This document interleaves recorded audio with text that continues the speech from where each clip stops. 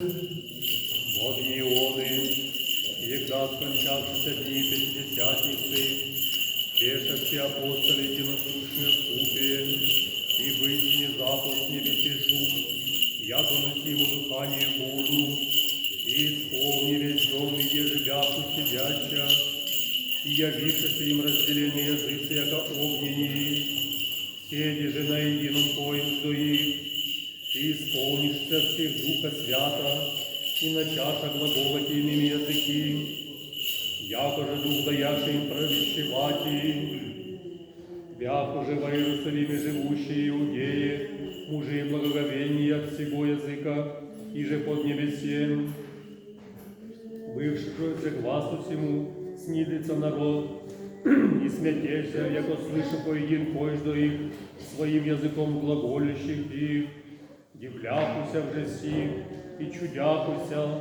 глаголющие друг о другу, не сели все сии суть глаголющие галилеяне, и как мы слышим кожду свой язык наш, днем же родихамся, парфяне, мидяне и ламите, и живущие Месопотамии, в Иудее же, и Каппадокии, Понтии и Васии, во Фригии, же и в Памфилии, во Египте, странах Ливии, я же при Киринии, и приходящие римляне, иудеи же и пришельцы, критяне и аравляне, слышим глаголющих их, нашим языки, величия Божия.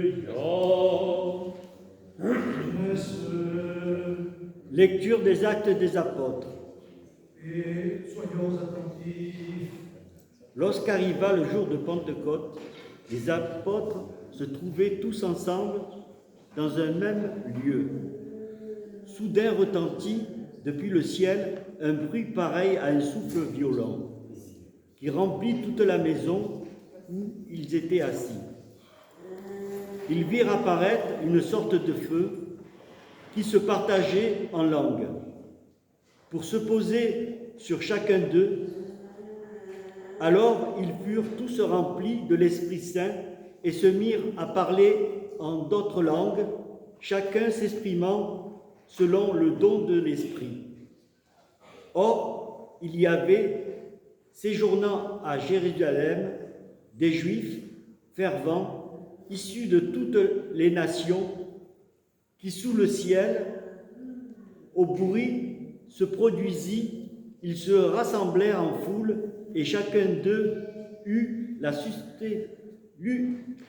stupéfaction de les entendre parler sa propre langue. Déconcentrés, émerveillés, ils se disaient tous les uns les autres, ces hommes qui parlent ne sont-ils pas des Galiléens? Comment se fait-il que chacun de nous les entende dans sa langue maternelle? Nous qui sommes Pâtres, Mèdes ou Élamites, qui habitons la Mésopotamie, la Judée ou la Cappadoce, le Pont, l'Asie, la Phyrie, la Pamphylie ou l'Égypte, libyenne et cyrénaïque, Romains résistant ici, Juifs de naissance ou prosélytes, crétois ou arabes, tous nous les entendons en notre propre langue proclamer les merveilles de Dieu.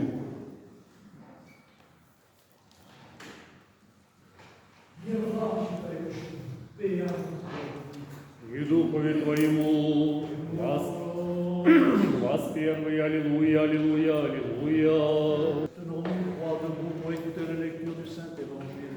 Et à tous.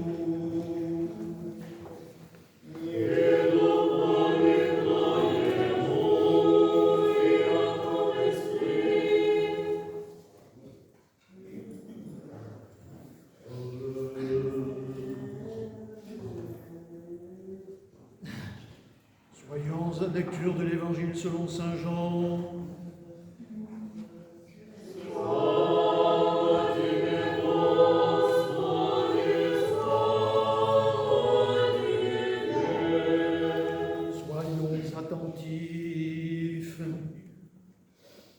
dernier jour du grand jour de la fête, Jésus se leva pour dire à haute voix, « Si quelqu'un a soif, qu'il vienne à moi et qu'il boive.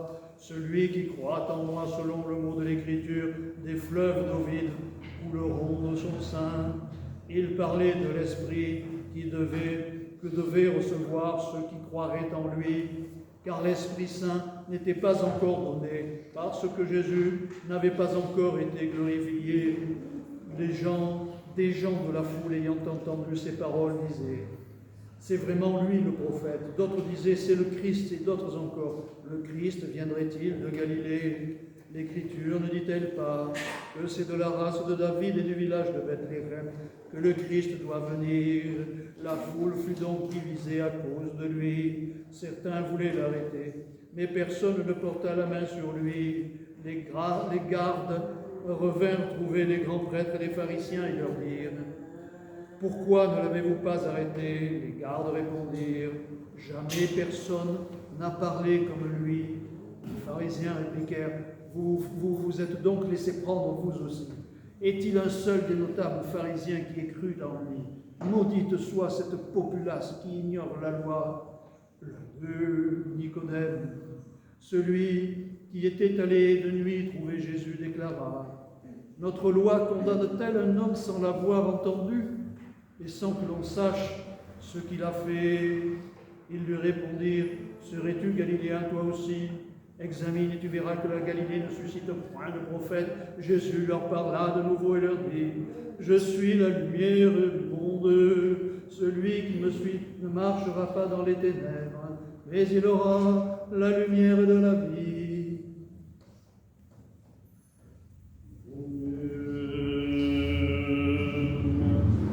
Последний день, великий праздник, настоящий Иисус, из ваших глаголя, аще кто жаждет, да придет ко мне и пьет, веруя в меня, яко же речи Писание, реки от чрева его истекут воды живы.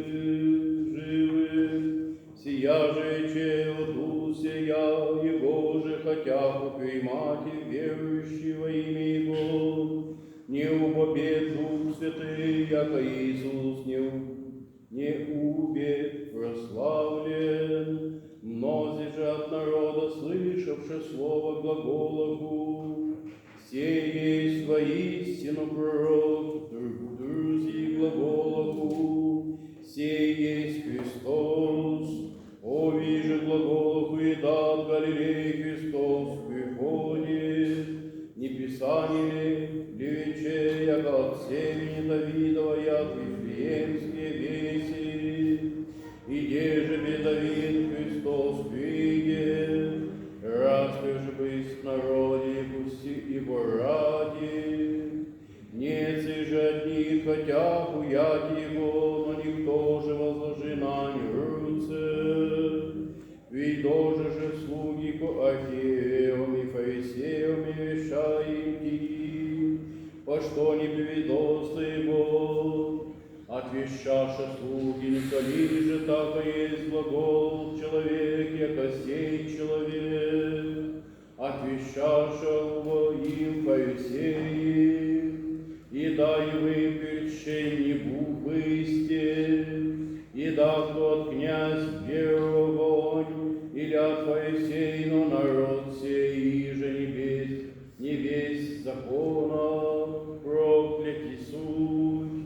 Глаголя Никодим к ним, иже пришедший к нему ношью единцы от них, и да закон наш судит человеку, аше не слышит от него прежде, и разумеет, что творит. Отвечаша и коша ему, и да и ты от Галилеи еси, испытай и явишь, яко пророк от Галилеи не приходит. Паки же им Иисус рече глаголя, а здесь свет миру, ходя и по мнению им отходить во тьме, но им от свет животный.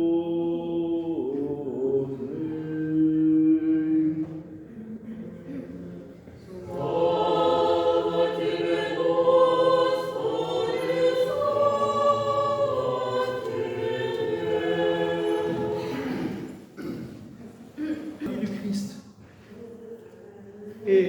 Pentecôte, le Christ a déjà disparu aux cieux, disparu de la vue des hommes. Et à la Pentecôte, c'est la naissance de l'Église. C'est la naissance de l'Église à laquelle nous appartenons, plus exactement, que nous construisons nous-mêmes, nous, dans nos corps, notre corps unique que nous partageons sur Christ. Alors c'est notre anniversaire, joyeux anniversaire. C'est aussi l'anniversaire de quelques-uns en particulier, mais nous le verrons après la fin de la liturgie. Deux en particulier qui nous sont chers, dont un qui est présent. Mais je dis ça pour lui, et nous en reparlerons à la fin de la liturgie. Ça doit être une joie redoublée. Que nous dit cet évangile? C'est l'évangile d'aujourd'hui ne nous parle absolument pas de la fête. L'évangile, nulle part, ne parle de la Pentecôte. Et pourtant, la Pentecôte, c'est une des plus grandes fêtes de l'année. Pourquoi l'évangile en parle? Parce que, encore une fois, l'évangile, c'est l'histoire de la vie du Christ. Lorsqu'il disparaît aux cieux, lorsqu'il est emmené aux cieux, l'évangile s'arrête. L'histoire en tant qu'histoire, en tant que récit, l'évangile s'arrête. Et commence le récit de la vie de l'Église.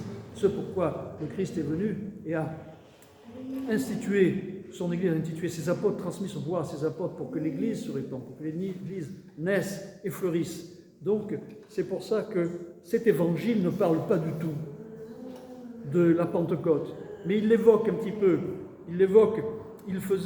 L'évangile dit, car que quelqu'un qui a soif vienne à moi et qu'il boive, car comme le dit l'Écriture, des fleuves d'eau vive jailliront de lui.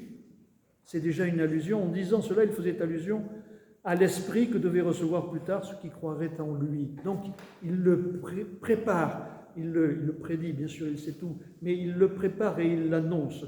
Et cette réception de l'Esprit, dans la pratique régulière et quotidienne de nos églises, ça correspond à la chrismation. C'est pour ça que le Saint-Crème, ce n'est pas une huile sainte, le Saint-Crème dont on est oint lors de la chrismation, c'est un symbole du feu.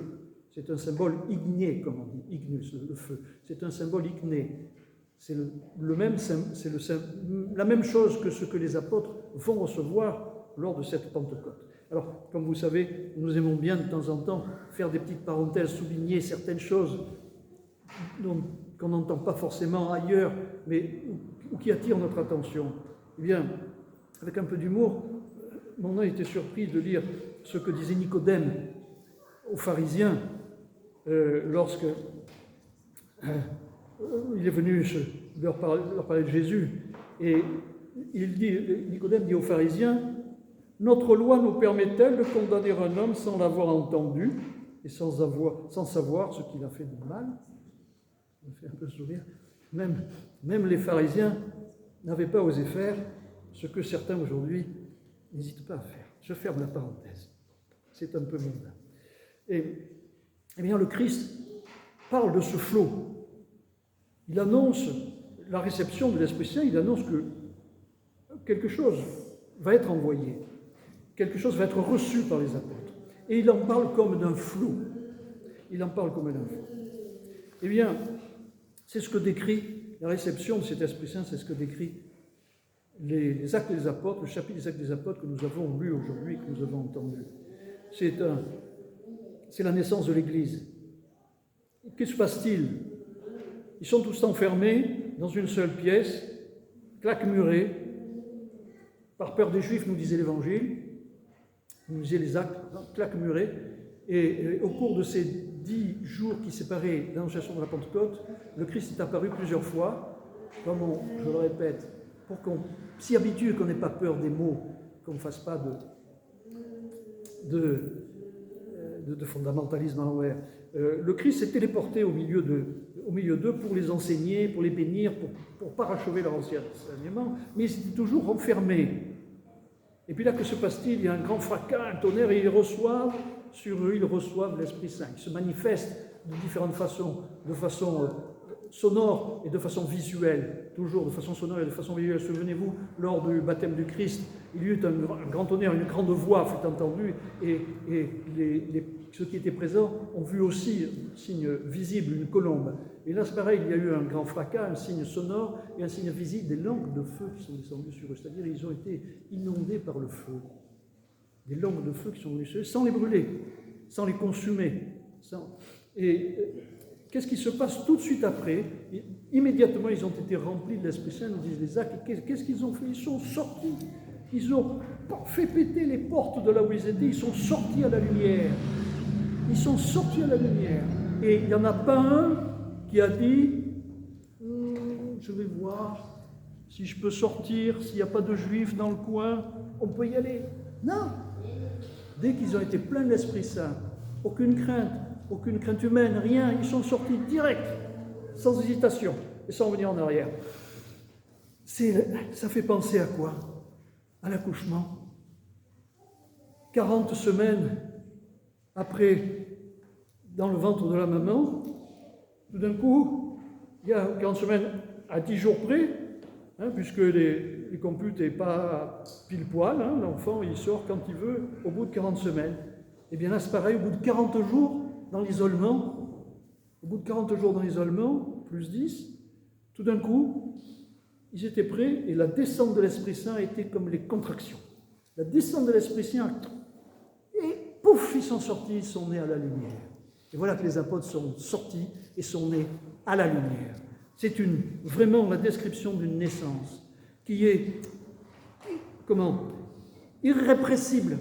Quand les contractions sont là, la maman, elle ne peut pas, il faut qu'elle donne naissance.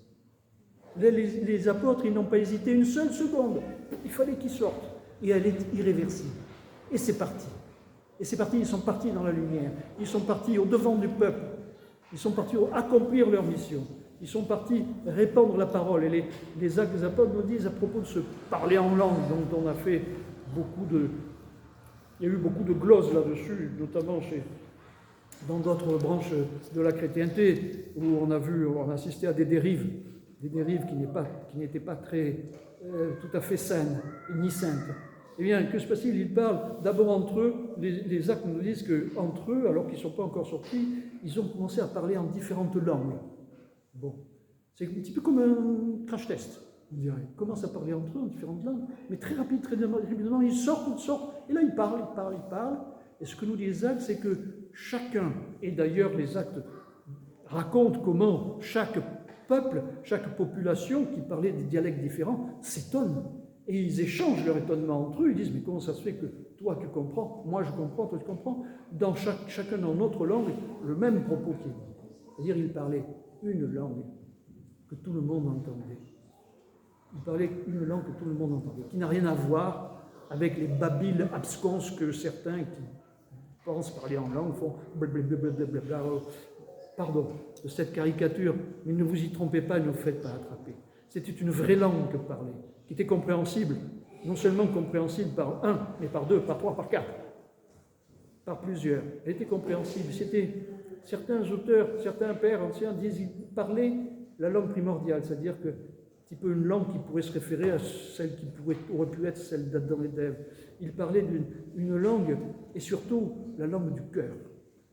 Aucune langue véritable première ne peut être si elle ne vient du cœur. Et là, leur cœur est plein de l'Esprit Saint. Et c'est par cette langue dont ils sont pleins par l'Esprit Saint qu'ils s'adressent aux populations et qu'ils les comprennent. Alors, la question qu'il faut se poser, c'est plutôt une remarque qui saute aux yeux, qui vient tout d'un coup. Ils accomplissent là une mission difficile, importante, peut-être pas difficile pour eux. Ils ne la ressentent probablement pas comme difficile, et certainement ils en ressentent énormément de joie. D'ailleurs, joie ou pas joie, je pense qu'ils devaient s'oublier complètement, c'est-à-dire que leur individualité avait complètement fondu sous la présence de l'Esprit Saint. C'est ça l'acquisition de la sainteté. C'est la fusion totale dans le Christ, par l'Esprit. La disparition totale de notre individualité. Donc, ne se souciant même plus, puisque ce n'est plus à cette échelle, ni de joie ni de tristesse, mais dans l'accomplissement radieux de la mission. Et certains auraient pu se demander, certains de ces apôtres, mais sommes-nous prêts? Sommes-nous prêts? Est-ce qu'on a eu assez de formation? Est-ce qu'on est digne? Est-ce qu'il aurait pu y avoir des doutes chez ces apôtres-là, dont, je vous le rappelle, un avait renié par 3 fois le Christ. les autres avaient pris la poudre d'escampette quand on avait crucifié le Christ. Ces apôtres-là étaient-ils prêts? Certainement, avant la réception de l'Esprit Saint, dans le cœur et dans l'esprit de certains, il devait y avoir ce doute. Il devait y avoir cette crainte, peut-être. Et là, les actes nous décrivent une sortie directe, sans crainte, sans hésitation, irréversible et irréfutable, irrépressible. Alors, que s'est-il passé? Eh bien, c'est simplement la transformation qu'opère l'Esprit Saint dans celui qui dit « Amen, Seigneur, que ta volonté soit faite et non la mienne ». L'Esprit Saint qui nettoie tout, et qui emporte tout, devant lequel la présence de l'Esprit Saint, devant la présence duquel tous les résidus individuels n'ont aucune importance et disparaissent complètement. Et quel que soit l'état de pécheur dans lequel certains apôtres pouvaient se considérer, eh bien ça n'a aucune importance et c'est complètement dépassé, transcendé par la mission dont ils sont dépositaires et par la réception de l'Esprit Saint. De la même façon, oui, vous vous souvenez, il y a 2 dimanches de ça, on avait dans cet épisode des Actes des Apôtres, où on s'est aperçu que lorsque les apôtres ont chassé les démons, un démon d'une femme qui les suivait, qui les importunait, une femme devinatrice et qui n'arrêtait pas de faire leur louange, mais qui les importunait, ils se sont chassés, ils ont opéré un exorcisme et chassé le démon, du Christ bien sûr, mais de leur propre initiative, voilà, pour se débarrasser de quelque chose. Et on s'est aperçu à la fin de la lecture que, en fait, malgré leur ignorance de ce qu'ils faisaient, ils accomplissaient exactement le plan de Dieu. C'est-à-dire que tout ça est advenu pour que finalement le gardien de la prison fût sauvé. Il en est de même pour nous tous. Alors, sommes-nous prêts, sommes-nous pas prêts?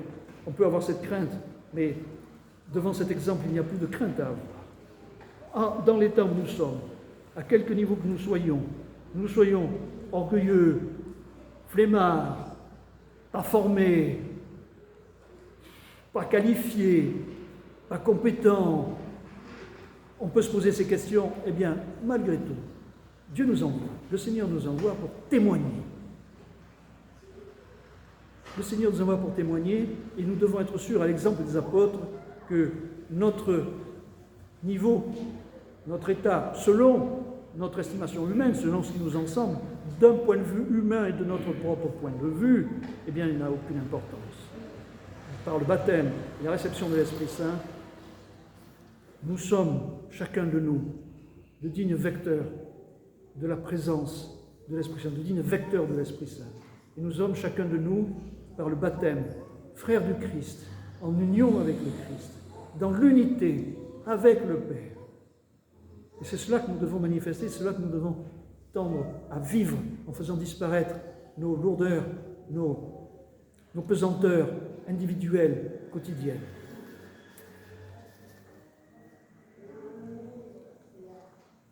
À l'exemple des saints apôtres, n'hésitons pas à ouvrir les portes et à aller proclamer la présence du Christ, à aller proclamer la résurrection du Christ et la présence du Christ. Maintenant, il est venu une première fois pour préparer son retour, et son retour, il a choisi de le préparer avec nous, avec chacun d'entre nous. Le Christ ne reviendra pas tout seul, indépendamment de nous, mais avec et grâce à la participation, au témoignage de tous les baptisés, dont les apôtres. Que le Seigneur nous donne cette confiance, nous pardonne nos péchés et nous donne cette confiance pour témoigner de sa présence. Amen. Dieu merci. Joyeux anniversaire.